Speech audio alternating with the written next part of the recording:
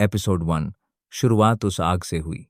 आसमान गहरा नीला नहीं, काला था। बादलों ने पूरी धरती को ढोंक लिया था और बिजली बार बार टूट रही थी। दूर कहीं शेर के दहाड़ने जैसी आवाज, फिर बारिश की बूंदें जो जमीन से टकराकर जैसे कोई युद्ध रच रही हों। रात की हर सांस भारी थी और उसके बीच एक 13 साल का लड़का अर्जुन जंगल की सरहद पर खड़ा था। उसके कपड़े गीले थे, आंखों में डर नहीं बल्कि उलझन थी। ये जगह उसे कभी नहीं दिखाई दी, फिर भी कुछ उसमें ऐसा था जो जाने पहचाने जैसा लगता था। मैं कहाँ हूं? उसने बुदबुदाया। एक पतली ठंडी हवा उसके कानों से गुजरी और फिर जैसे फुसफुसाई, तू आ गया। अर्जुन ने तुरंत पीछे देखा। कोई नहीं था, मगर उसके भीतर कुछ कांप गया। वो धीमे धीमे जंगल में आगे बढ़ा। पत्तों की सरसराहट अब फुसफुसाहट में बदल गई थी, जैसे सैकड़ों अदृश्य जुबानें उसका नाम ले रही हों। अचानक एक चीख गूंजी बहुत नजदीक से। एक औरत की। मां! अर्जुन का दिल उछल पड़ा। उसकी रगों में एक ठंडक दौड़ गई। वह बिना सोचे दौड़ा, कीचड़, कांटे और पेड़ की जड़ों से बचता हुआ।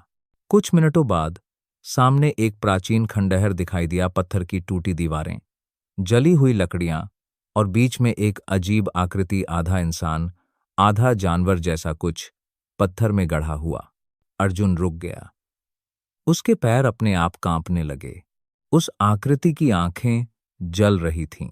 तू ही है जो अग्नि को उठाएगा। एक धीमी सड़ी हुई आवाज उसके कानों में गूंजी। उसने पीछे मुड़कर भागने की कोशिश की, लेकिन पैर जमीन से चिपक चुके थे। तभी जमीन कांपने लगी। खंडहर के बीचों बीच एक गड्ढा फटा और वहां से आग की लपटें निकलने लगीं। आग में से एक चेहरा उभरा, अधजली त्वचा, खाली आंखें और मुंह से बहती राख। तेरे अंदर अग्नि है, लेकिन तू उसे पहचानता नहीं। अर्जुन चीख नहीं पाया। उसका गला सूख गया। तभी सब कुछ अंधेरे में डूब गया। 3 घंटे पहले देवगढ़ गांव, उत्तर भारत का एक गुमनाम हिस्सा। बारिश की हल्की बूंदें छत पर गिर रही थीं। अर्जुन अपनी मां के साथ मिट्टी की झोपड़ी में बैठा था। उसने खिड़की से बाहर देखा। दूर आसमान में बिजली चमक रही थी। मां, फिर वही सपना आया? उसने धीमे से कहा। मां चुप रही। मैं हर रात एक जली हुई जगह देखता हूं। वहां लोग आग में जल रहे हैं और एक आदमी, उसकी आंखें जैसे उनमें पूरी दुनिया की आग कैद हो। उसकी मां ने उसकी तरफ देखा, कुछ कहने की कोशिश की, पर रुक गई। तू जो देखता है अर्जुन, वो सपना नहीं है, वो तेरे रक्त की पुकार है। रक्त की? अर्जुन चौंका। तेरा जन्म सामान्य नहीं था। तू अग्निवंश का अंतिम बीज है और अब वो बीज फूटने वाला है। अर्जुन कुछ समझ पाता उससे पहले एक जोरदार धमाका हुआ, जैसे कोई बड़ा पत्थर फटा हो। झोपड़ी हिलने लगी। खिड़की से देखा, गांव की ओर से आग की लपटें उठ रही थीं। लोग इधर उधर भाग रहे थे। कोई नाम पुकार रहा था, कोई बच्चों को समेट रहा था। मां, ये क्या हो रहा है? अर्जुन घबरा गया।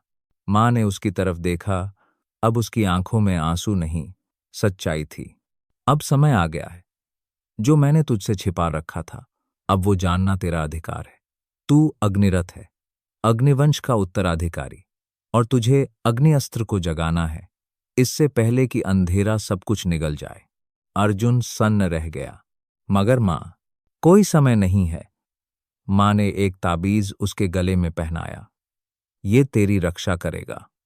जंगल की ओर भाग, जहां तू अपने मार्गदर्शक से मिलेगा। वहीं से सब शुरू होगा।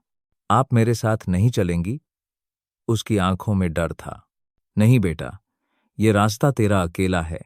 मैं तुझे रोकती रही अब तक, पर अब नहीं रोक सकती। मां ने दरवाजा खोला। बाहर अब तूफान था। अर्जुन भागता चला गया।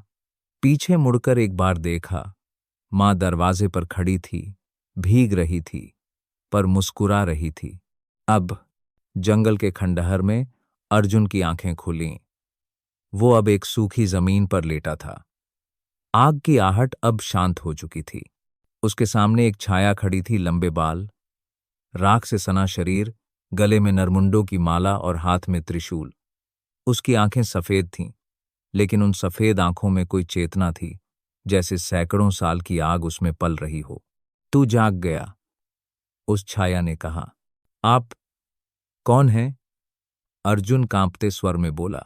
मैं अघोरनाथ हूं, और तू है अग्निरथ अग्निवंश का अंतिम वारिस। अर्जुन ने सिर हिलाया। नहीं, मैं कोई योद्धा नहीं हूं। मैं तो कुछ नहीं जानता। अघोरी आगे बढ़ा। हर अग्निवंशी के जन्म से पहले अंधेरा एक संकल्प करता है कि उसे मिटा देगा, मगर तू बचा रहा अर्जुन, क्योंकि तेरे भीतर जो अग्नि है वो समय का संतुलन है। अर्जुन ने देखा, अघोरी ने त्रिशूल जमीन में मारा। जमीन फटी और आग की एक लहर उठी। उसकी आंखों के सामने एक दृश्य उभरा, एक युद्ध भूमि, जहां देवों और असुरों के बीच युद्ध हो रहा था, और बीच में एक योद्धा हाथ में अग्नियंत्र, जिसकी ज्वाला आकाश तक पहुंच रही थी। ये कौन है? तेरे पूर्वज, अग्निरथ प्रथम, और अब वही अग्नि तुझे बुला रही है। अर्जुन की हथेली जलने लगी। वह नीचे देखने लगा।